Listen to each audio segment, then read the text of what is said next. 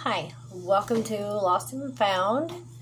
As you see, it's just me tonight because Shelby, he's not feeling real well. He's sleeping already. So, just thought I would get on here and kind of talk about some things that are on my mind. Just need to kind of get it off. I worry about him being down like this because he's so active all the time.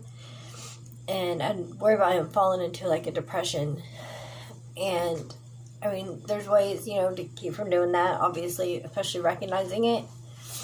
Because mental health is a serious thing. It's real. Depression's real, anxiety's real. But, I guess I'll start back. Back in the end of May, I broke my collarbone.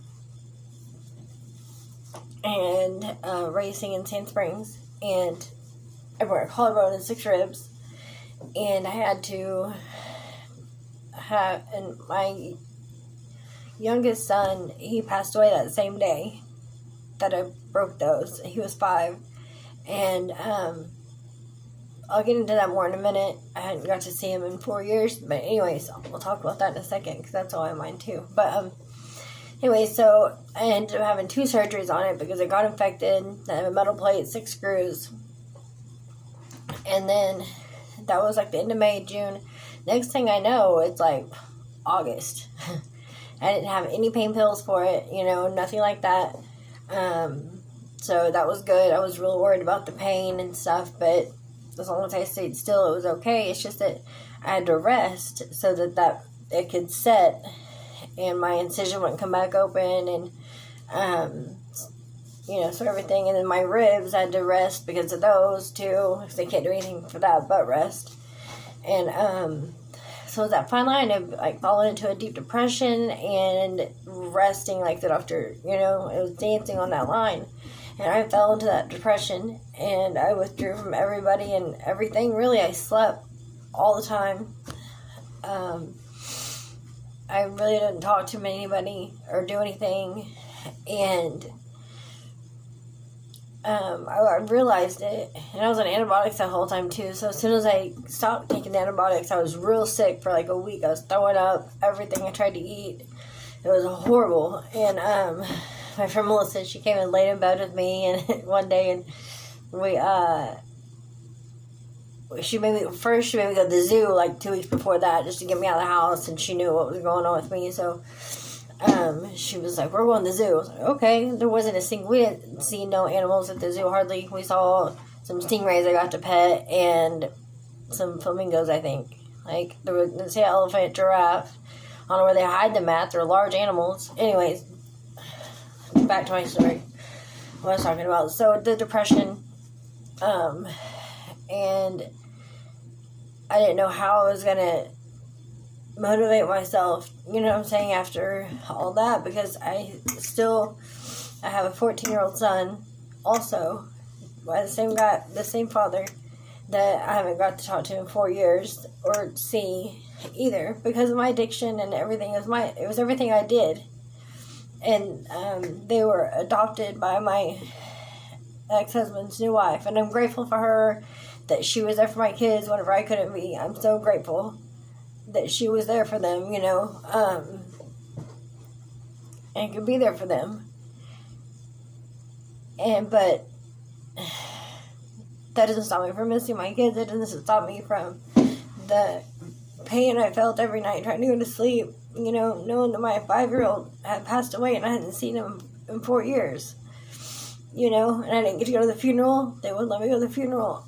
And it was bad. And so I had all that on me. And still, like, I can't legally do anything to see my oldest son, Corbin. I want to see him.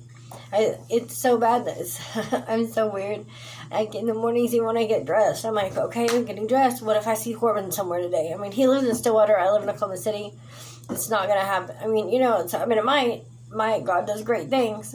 Or like when I go to work at the flea market, I sit there and I watch every kid walking by just to see if it's my son. Or when we go to Stillwater, I'm looking at all the cars. I'm looking, just because I want to see him. And I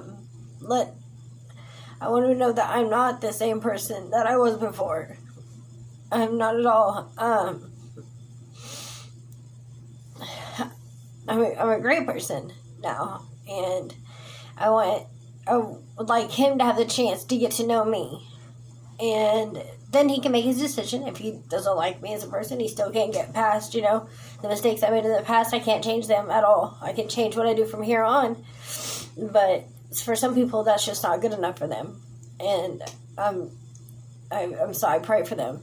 I do. I pray for them every day. I pray for my ex-husband and his new wife and my son, and I pray for, all of you, really. But anyways, so that's my depression, got real bad. And I'm just not coming back out of it because when Shelby went to the hospital, he said, because, instinct, I just jump up, start taking care of everything, and now, it's reversed. Except for his depression is he's not getting to ride his bike. He's not getting to go to work. He's not getting to do all these things that he worked so hard for the past year and a half to get to do. We don't have to go to work. We get to go to work. We get to, God that literally lets him wake up every single day. He lets all of us wake up every single day.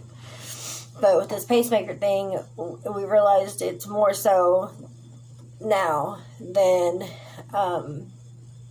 we had ever realized.